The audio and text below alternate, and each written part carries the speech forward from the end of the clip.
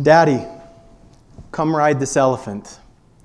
That was the request of my daughter about a decade ago as she sat on a tree that had fallen on a trail we were hiking on in the forest. Perhaps I was just too tired that day, or I wasn't in the mood, but for some reason I couldn't see the elephant. And if I'm being completely honest with you, perhaps I didn't want to see the elephant. Because seeing the elephant meant that I would have to care, that I would have to put her needs above my own, that I would have to care more about what she wanted than what I wanted in that moment. I often think about that moment and it bothers me. Why could I not see the elephant? Perhaps more importantly, why did I choose not to see the elephant? I realize now that that moment was much bigger than just whether or not I could see a pretend elephant made out of wood. It was about my daughter, and it was about her individual needs. It was about whether or not I was willing to care about someone else more than I was caring about myself. It was a moment of truth, a leadership test, if you would. Was I willing to put the needs of someone else above my own? Now, the scary thing to me is that often, throughout most of our lives, many of us lose the ability to see elephants in the forest. And it's not because we grow old or because we stop learning how to play pretend, but our eyes begin to change.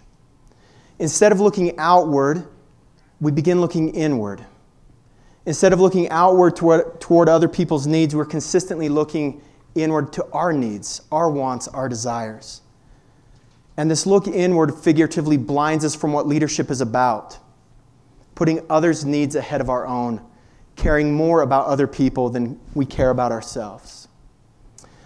Now, there's no corrective lens that this world can offer us to help us see better. And in fact, media, Hollywood, and others really don't provide any corrective measures for this. In fact, it's just the opposite. If we were to look at the leadership that the world is offering, it's very cutthroat. It's very individualized. It's about me, me, me. What's in it for me, right? Our favorite radio station, WIFM, that we're all tuned into. We're consistently asking ourselves, how does this benefit me? How does this get me to where I want to go? How does this accomplish my goals? It's a wealth fest, a beauty contest, a popularity contest. And unfortunately, too many of us have bought into this form of leadership. We believe it is about us.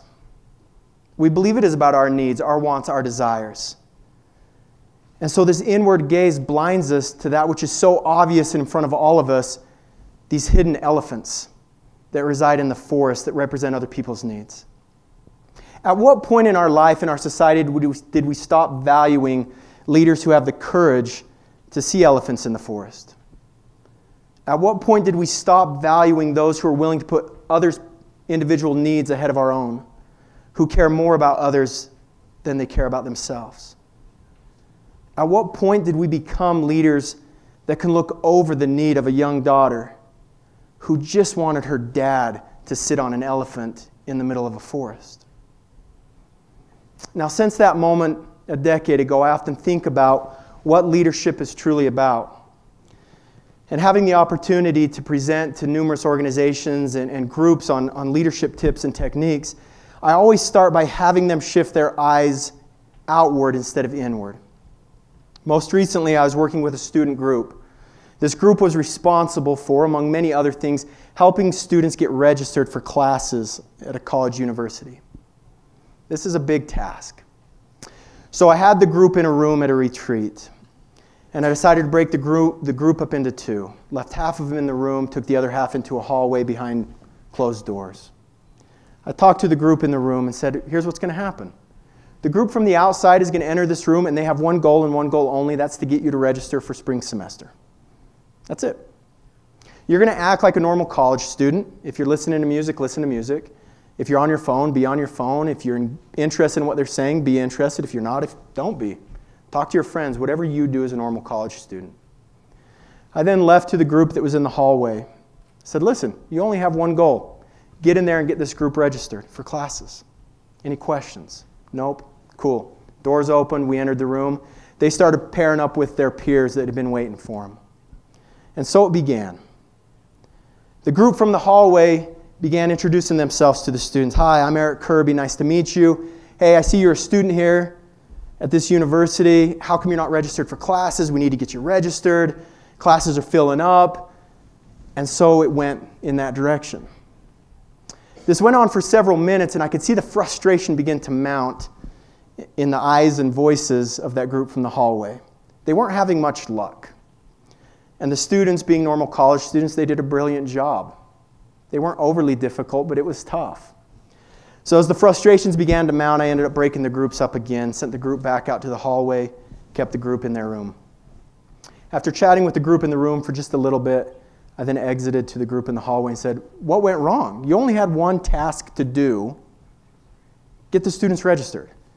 And the students vented. They didn't want anything to do with it. They wouldn't get off their phones. They wouldn't pull out their earbuds. It was just very rude. They were mean to us, and you could just sense that hostility. I did my best to calm them down and gave them a little bit of a pep talk and then said, let's go. Let's get back in there. Let's get these students registered. So I opened up the doors again, and we entered the room. Except this time, something had changed. While they were out in the hallway, I gave each of the students a sign that were waiting in that room, a sign that they held in front of themselves. And on these signs were words that I had heard from student leaders over the past decade. Such phrases as, "I suffer from depression. I have suicidal tendencies. My parents just disowned me because I came out of the closet. I have no friends. I just found out I have cancer. I'm homeless. I'm hungry. I have no food." And so on. Every student had a unique sign from student leaders in the past that perhaps none of us cared to know much about, or perhaps we couldn't see that elephant in the forest that was right in front of us.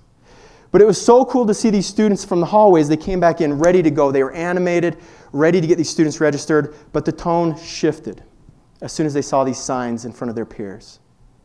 The conversation shifted. It was no longer about registration. It was no longer about satisfying their needs as student workers who had to get them registered. Instead, the conversations went like this. "Hey, John, how are you? How's school? How's life? How's your family?" The ability to shift, to think about that which may be impossible, if not improbable, began. These students from the hallway were beginning to consider things that may or may not exist about the reality of what's going on in those students' lives. And right there, they began to see what leadership is about. Caring more about others than they cared about themselves. Imagine if all of us as leaders could see that way. Imagine if all of us could go about our day imagining that someone had a sign on them that had something serious going on in their lives. I would venture to guess that if we could imagine that, 99% of the time we'd be correct. Imagine how that vision would change the way you act, behave, treat other people. Imagine how that would impact the way you lead. I do my best to put on these eyes of leadership, that when someone comes into my office frustrated, I imagine that maybe they just found out some really bad news, and that's why they're irritated with me. When a student calls angry that they didn't get the classes they want, I just envision that maybe they got the grade that disappointed, or maybe they just found out that their mom is suffering from cancer. Now, is that impossible? Perhaps. But it begins to shift the way I see. Stephen Covey calls this shift the ability to start looking outward, a paradigm shift. And in his book, 7 Habits of Highly Effective People, he tells the following story. He was on a subway car, Sunday morning, very quiet, people around, reading their newspapers, deep in thought and whatnot. After a few stops, a father gets on with several kids. The father plops down next to Covey, immediately goes deep into thought, just a glaze goes over him. And the kids, very rambunctious, begin to cause a lot of frustration among the other passengers. They began to throw things and swing on the bars and in fact started taking people's newspapers. This began to irritate obviously all the passengers, but in particular Covey. He continued to look over at the father, expecting him to do something, but nothing happened. So after a while, Covey finally interrupted the father and said, "Hey, Your kids are bothering everyone. Are you going to do something about it?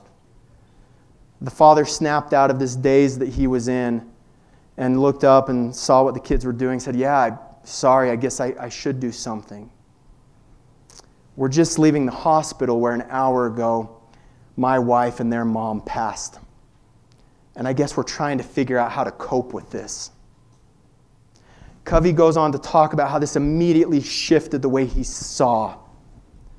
And because he was able to shift his eyes to see needs and feelings of other people, that began to impact the way he thought, the way he behaved, and then the way he acted. The world has too many self-serving leaders. The world has too many leaders that look inward only and have become blind to the needs and the realities that exist out there. The time has come that we shift our eyes outward instead of inward. The time has come to where we believe that every single person is in need and we act accordingly. The time has come for the courage to see elephants in the forest even if they aren't there, because it's the right thing to do. Thank you.